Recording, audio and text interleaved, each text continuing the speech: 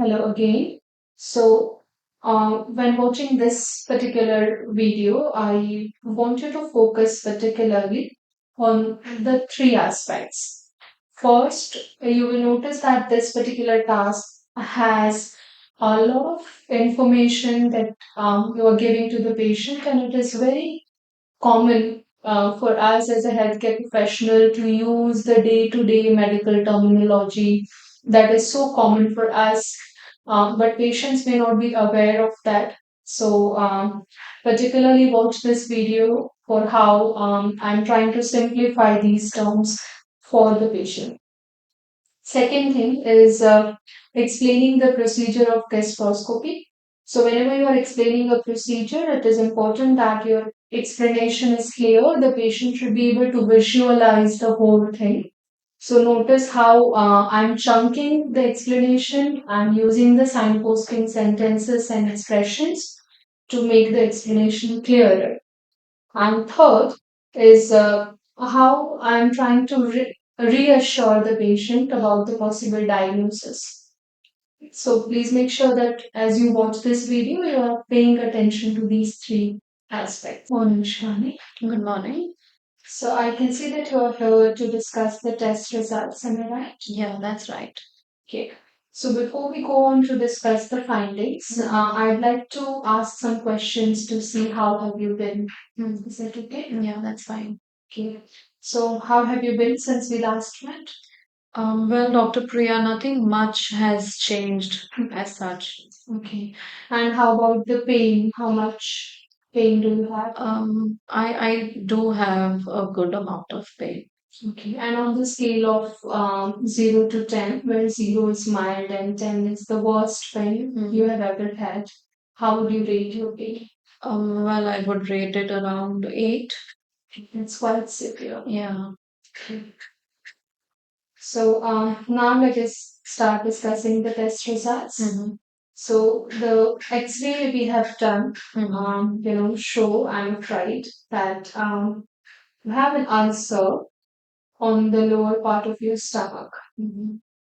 Now, with this test, we were not able to confirm what kind of ulcer it is, but there are two possibilities. One, that it can be a simple ulcer, and the other possibility could be, I'm sorry, but that it can have a type of cancer. Okay. Yeah. I can see this has come as a shock. Absolutely.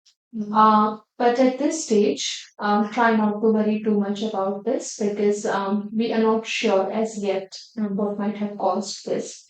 So I recommend that we do a further test known as gastroscopy.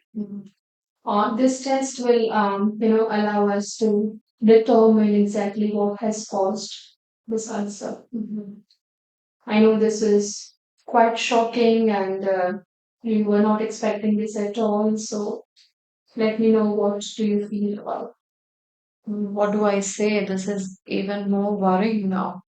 And just that I can't imagine this might be cancerous. That's what you're trying to say, right? I can see where this is coming from at this age. Having the possibility of cancer itself is scary. But let me assure you that at this stage, we don't know if it is cancer. Right? It is just that there is a possibility of cancer. So we will need to refer you to a gastric surgeon who will be performing the test called gastroscopy. Have you ever heard about gastroscopy? I think yes. Okay, so how much do you understand? But just that I've heard from some people, but I really don't know what it is Okay, exactly. okay. So I'll explain the whole procedure to you step by step. It is basically a procedure that helps us determine the cause of ulcer that you are having. So what the procedure would include is first of all will be giving you a medication that will put you under deep sleep so that you won't experience any pain during the procedure. And then a small thin pipe will be inserted from your mouth into the stomach, Okay. and this pipe would have a camera on the top of it. So through the help of the camera, we'll be taking various images of your stomach, the inside of your stomach, and particularly where you have this ulcer. As a result, we'll be able to confirm, how this ulcer looks like and what could have caused the ulcer. Okay. I know this is a lot of information and a bit complicated explanation. Feel free to ask if you have any questions at this. Just that I don't like the sound of putting something into the body, and just that I was wondering if there is any other procedure, any other tests, something which is less risky. Okay. So I can see that you find this procedure a bit cumbersome. Yeah. But let me, explain why this is so important. This procedure actually is kind of a standard way of differentiating between a cancer and a non-cancerous ulcer. So that is the reason why we need to do this procedure. And about your concerns related to discomfort and pain, let me reassure you that it won't be as painful as you think. I mentioned earlier that we'll be giving you some medications to put you under deep sleep. So you won't be experiencing any pain this time. Are you with me on this? Yeah, fine. I mean, if you are saying that this is important and this is the only way, but I'm still worried about the condition and that why this thing is happening and that it would be cancerous. It might be cancerous. So, So, am I right in thinking that you are still worried about the possibility of cancer? absolutely. Okay. Now, let me explain this in further detail. So, when we say ulcer, right, especially ulcer in the stomach, there can be two different types of ulcers. One, which is non cancerous, can also happen because of severe acidity or because of indigestion. And the other form can be the cancerous ulcer. Now, in your case, at this stage, we don't really know. We just know that it is an ulcer. So at this stage, what is crucial for us to is to get this test done, which will be helping us in definitive diagnosis and determining whether this is cancerous or not. So at this stage, I think you shouldn't be worried too much, because it is not yet confirmed that this is cancer. And once we get the test results, we'll be discussing the possible options with you and what we are going to do about this ulcer. So the entire treatment will depend on the results of this test. Okay. I hope now you realize how important this test would be in terms of determining the future treatment. Yeah, I think it's important, as you explained. Okay, so do you think now you would be able to accept this form of testing further? Yeah, I will have to. So I'm fine with it. Okay. Now, if before we wrap up, let me know if you have any further questions. No, I think it's fine. Okay. So the next thing is we'll be scheduling an appointment for the gastroscopy. And we'll go from the findings. Okay.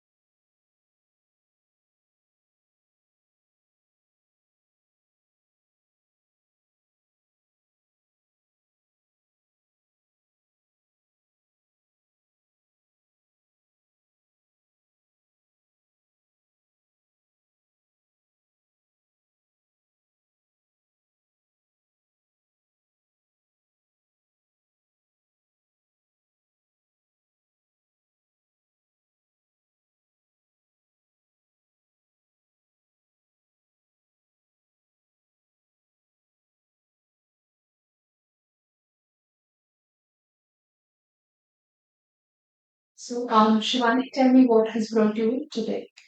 I have come in regards to my son. So I just wanted a little more information about his condition, eczema. Okay. So, yeah, like when we met 15 days ago, he was diagnosed with eczema. How has he been since then? Actually, it's been very difficult to manage the condition. Even he gets a little irritated by all these things, and it's pretty difficult. So, also, I wanted to just know if he will ever outgrow of this condition or not. Okay. So, what I understand is that there is no change in his condition as such, but you want to know like how this is going to be in the future. That's right. Right? Yeah. Okay. Now, see, I'll explain it to you in detail. Eczema basically is an allergic condition of skin. What happens is in some children, due to their family history, their skin is very sensitive to certain substances. And as a result, they develop this kind of symptoms like rashes and itching and irritation. Now, in most cases, this condition is not completely treated. So, I'm afraid it is going to be there, at least until the age of 17 or 18. Oh, And after that age, what happens in most cases is that the severity of symptoms reduces and the frequency of episodes they tend to get reduces. However, their skin permanently remains sensitive and dull. oh, I'm afraid. yeah.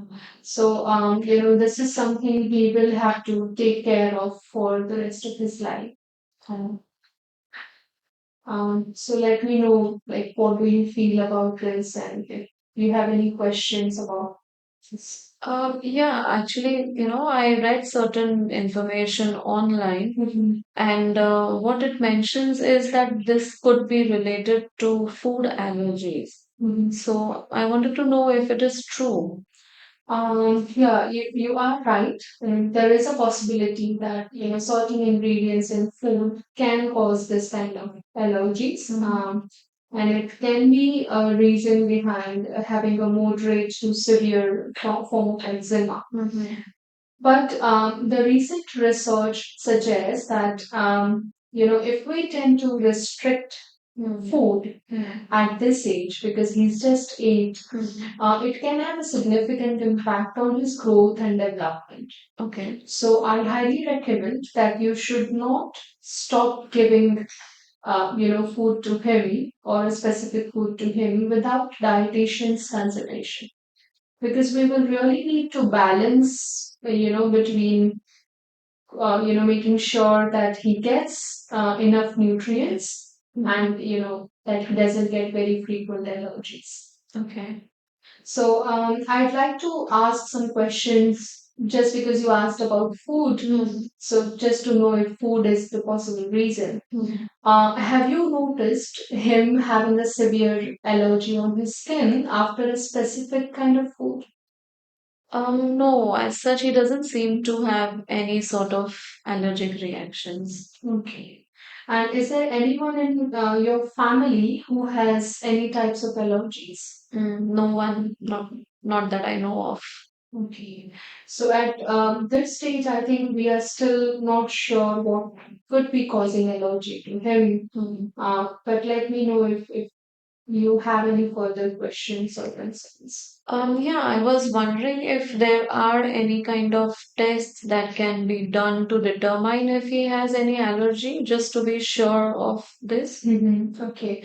So I can see that as a parent, you really want to identify, the cause of his condition, and that's obvious. There are, some tests available in terms of finding out what causes the allergy, but I think at the moment, what is important for us is to make sure that he remains comfortable, and we, manage the condition, the symptoms that he's having at the moment, and make sure that this doesn't worsen any further. Okay. So I don't think at this stage we need allergy testing because there are too many of ingredients that can cause allergy. So this would mean doing a lot of testing. What I believe, on the other hand, could be helpful is you being observant Okay. of things which tend to cause allergy to him.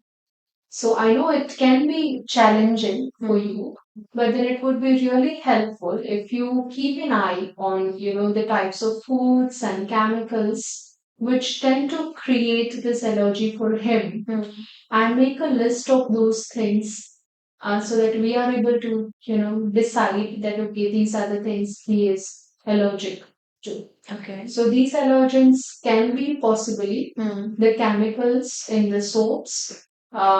It can be simply the dust and dust mites. Okay. Or another possible reason could be changes in weather, Mm-hmm. right? And the type of clothings that he wears. Okay. So please make sure that you are keeping an eye of these possible triggers and note it down so that we know, okay, these are the things he's allergic to. Mm-hmm. Does it sound doable? Yeah, it sounds good. I can do this. Okay. Is there anything else you would like to discuss? Well, he's really young. He's just 8. Hmm. So there's this one thing that, he has this itchiness all day, and he tends to get upset a lot with this. So is there anything that we can do to help him? Sure. I'm glad that you asked this question because, itching can lead to more serious complications such as the rash becoming infected as well. Okay. So you are right. It is really important for us to deal with the itching part of it. Right. Now, the first thing you can do to manage, or rather to prevent itching, is to make sure that he stays away from things which cause allergy. So the list you are making, based on your observation, would be helpful here. Okay. Making sure that he doesn't come into contact with any of those things which would even trigger a little bit of itching or allergy to him. Another thing that can be helpful is making sure that he wears cotton clothes all the time and avoid things like wool or polyester because these are the fabrics they tend to exaggerate the itching and irritation. Right. Right. And the final thing is when he scratches, if his nails have dirt in it, the rashes can become infected. Oh. So make sure that his nails are trimmed and they are clean so that it doesn't cause any further allergy. Do you think you can do that? Yeah, I'll definitely try to follow these suggestions. And the last but the most important one is to making sure the skin remains moist. Like, use a moisturizer and do anything that would help in reducing dryness of the skin. Okay. Maybe giving plenty of fluids to them would be helpful in reducing the allergy and irritation. Okay. Mm. Now, before we wrap up, let me know if you have any questions. No, I'm fine so far. Okay. So please feel free to come back and discuss if you have any. Sure. Thank you.